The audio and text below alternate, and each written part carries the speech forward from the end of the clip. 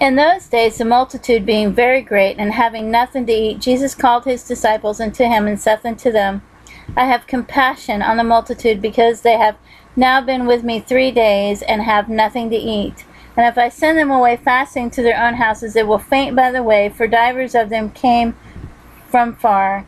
And his disciples answered him, From whence can a man satisfy these men with bread here in the wilderness? And he asked them, How many loaves have ye? And they said, 7. And he commanded the people to sit down on the ground, and he took the 7 loaves, and gave thanks, and brake, and gave to the disciples to set before them, and they did set them before the people. And they had a few small fishes, and he blessed and commanded to set them also before them. So they did eat, and were filled. And they took up the broken meat that was left, 7 baskets, and they that had eaten were about 4,000, and he sent them away.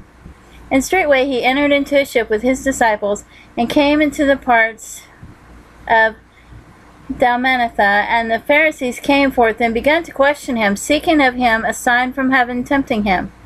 And he sighed deeply in his spirit, and saith, Why doth this generation seeketh after a sign? Verily I say unto you, there shall no sign be given unto this generation. And he left them, and entering into the ship again, departed to the other side. Now the disciples had forgotten to take bread, neither had they in the ship with them more than 1 loaf. And he charged them, saying, Take heed, beware of the leaven of the Pharisees, and of the leaven of Herod. And they reasoned among themselves, saying, It is because we have no bread. And when Jesus knew it, he saith unto them, Why reason ye because ye have no bread? Perceive ye not, neither understand? Have ye your heart yet hardened? Having eyes, see ye not? And having ears, hear ye not? And do ye not remember, when I brake the 5 loaves among the 5,000, how many baskets full of fragments took ye up? They say unto him, 12. And when the 7 among 4,000, how many baskets full of fragments took ye up? And they said, 7. And he said, How is it that ye do not understand? And he cometh to Bethsaida, and they bring a blind man unto him, and besought him to touch him. And he took the blind man by the hand, and led him out of the town. And when he had spit in on his eyes, and put his hands upon him, he asked him if he saw aught. And he looked up, and said, I see man as trees walking. After that he put his hands again upon his eyes, and made him look up. And he was restored, and saw every man clearly. And he sent him away to his house, saying, Neither go into the town, nor tell it to any in the town.